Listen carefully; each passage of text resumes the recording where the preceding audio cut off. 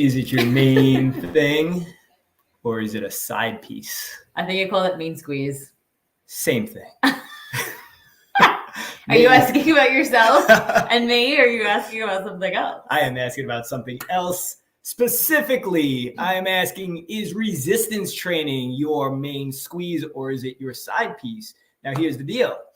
I know that it is not everybody's main thing, right? But at the very least, it should be everybody's side piece. Well, Mike's going to drop some knowledge on us. So what we would like to know before we continue is, do you enjoy bar, cycle? Maybe you got a Peloton at home. Maybe you're, I don't know, what else is there?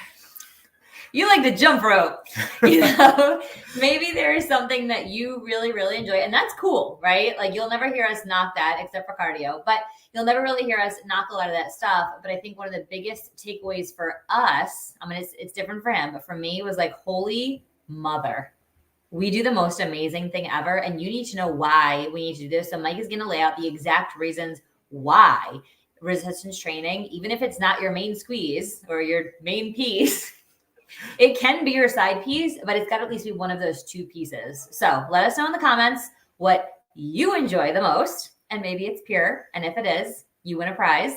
But go ahead, Mike, and drop on them why, like, literally, this is so important. I enjoy you the most, by the way, just so you know. But anyway, just got to get my points in while I can. No, but seriously, guys, what we have in hand here is literally a list of 17 of the most recent studies on resistance training. And, as Corey Beth was alluding to, like, if you're a pure member and you're coming in like 3 times a week, chances are we're your main thing, right? Like, we're your main thing. But then there's other people who may only come once a week, or those who are training at home and utilizing our online program for 1 or 2 workouts a week. And then they're doing other things on the outside. And that's great. Listen, as long as you are doing some form of resistance training, even if it is not with us, you must make that a focal point of your exercise program. And that is basically what these 17 studies were pointing to, is that when you start going through all the benefits and all the different populations of people, I mean, like, how shocking is it when you read some of these and the median age of the participants were 67 years old, 75-year-old women. Yeah. And they're making these massive improvements in their strength, their conditioning, their gait, balance, flexibility. All of these things are happening with a program that is about 20 minutes, once or twice a week. Like, yeah, I was going to say, if it's resistance training, not with us, you're crazy. It should be with us.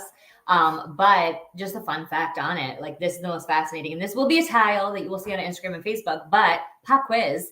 When you think about flexibility, because I think we all want to be a little bit more flexible, do you believe you're going to become more flexible by doing yoga or by doing resistance training? Now, most people would say yoga. In fact, when they asked this question at the conference, I was like, well, obviously it's yoga. It's actually resistance training. Yoga comes in second. So when you start to think about all the benefits, and the ones that you're going to highlight, I think, are huge.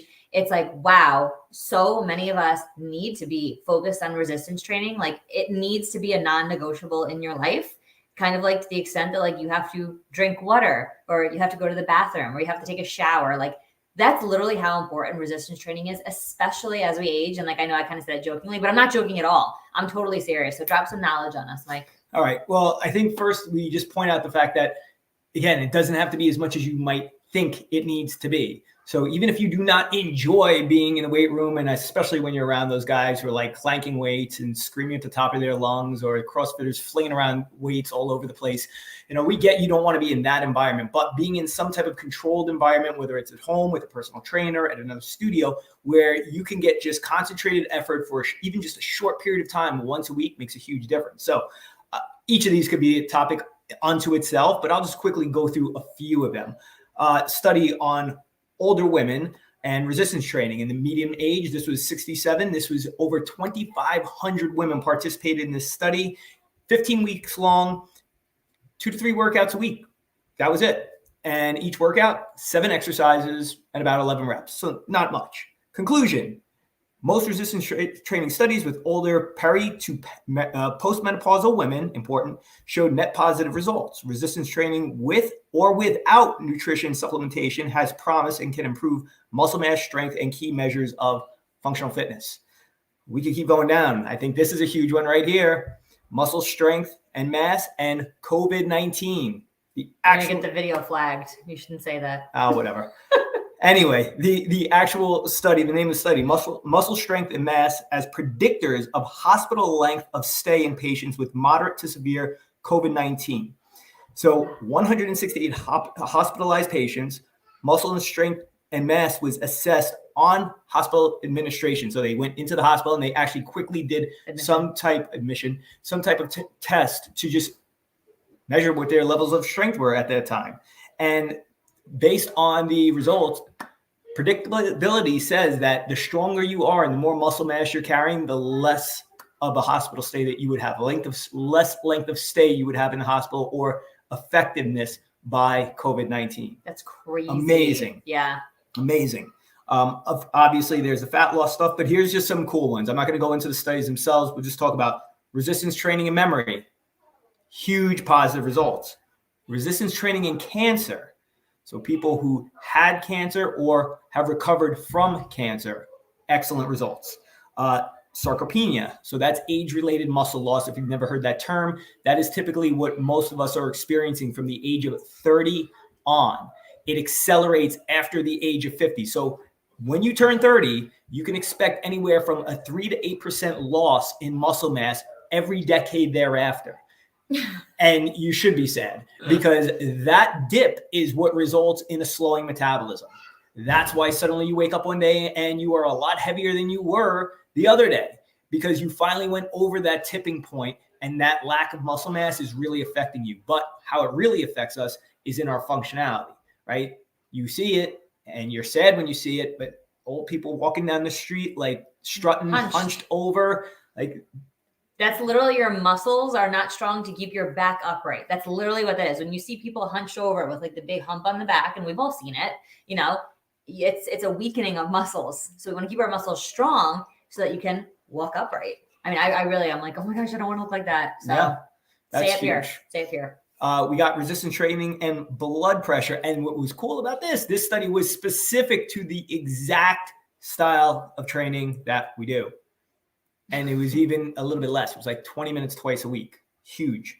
Corey Beth already made mention of the strength training versus stretching. And so she was absolutely right. I mean, strength training comes in as the top spot in terms of improving flexibility. Regular static type stretching, or if like you were to go to a place like Stretch Lab or something like that where they stretch you, was number 2, and yoga was like number 3 on the list. Huge. Bananas. Yes. Another really cool one, resistance training and anxiety in young adults. Huge, especially this day and in the environment that we're in. Cardiovascular response. Yep. Well, that's eccentric only. That's a deep one, so I'm going to just leave that one alone at the moment. But resistance training and older adults, the elderly, this was the one that I had made mention early on. Population 75 and older. Again, just major changes in functionality and strength. Resistance training in Parkinson's. That was another cool one. Another one, older adults. And then, of course, time efficiency. So there, we could go just so deep, and I could go down a rabbit hole, and I know nobody wants me to do that, so I will not. There's a couple people that would. There's a couple people that would. We will reserve it for like when I'm doing this by myself, because Corey Beth will be bored out of her mind listening to me.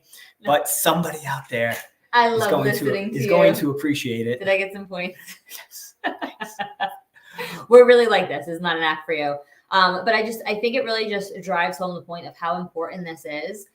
For us, I mean, I personally walked away from this being like, wow, it is so important to do what we do. And it's equally important to tell you how important it is that what you're doing is going to have way long lasting results. It's longer than this summer's bikini body. It's longer than next week's wedding. It's longer than next year's decade birthday that you have coming up. I mean, this really is setting you up for success, for not just having a long lifespan, but for having a long health span, because we don't want to go into a long life and be sick. Honestly, I kind of think, what's the point? I want to go into that long life and be vibrant. I mean, I think about my grandmother who's 89 years old, and she's just a freaking riot. You know, we had her in the gym. I think our oldest client. She was 94. 94. And we actually have a seasoned person at the LaGrangeville location. I'm not exactly sure how old she is. 90 or 92. Okay. So if you're sitting this being like, oh, I didn't get my workout in, there's 90-year-olds that are lapping you right now. So get off your butt. There's no excuse. And I think one of the best things actually came in from Jen, new client, who we have to welcome in this group. She basically was like, oh my gosh, like you guys think of everything. There's no excuse. It's online, and if it's not online, it's in person. If it's not in person, like there's so many ways that I can catch this. There's no excuse to not do it. And so we give you the tools. Are you going to do it? Is it important to you to not just have a lifespan, to literally have that health span? We've seen the hunched person and we see the energized person doing water aerobics and resistance training. You know, it's and the difference could literally be between the two. The difference could be the investment of 60 minutes to 90 60 minutes a week. It's crazy. That's it. Like, and you know, I know somebody right now is also thinking about this question, like, well, you know, Mike, Corey, about this sounds great, but like I already do a lot of other exercise. What about that? And listen, that is great. But what we're pointing to is that there is no single form of exercise other than resistance training that covers all of these areas. And that doesn't mean that it has to be your main thing. It just has to be a part of what you're doing so that you are ensuring that you are covering all the bases. So make resistance training your side piece or your main squeeze. All right, guys. I got my main thing and my side piece all in one over here. All right, guys. Well, with that said, we will catch you tomorrow.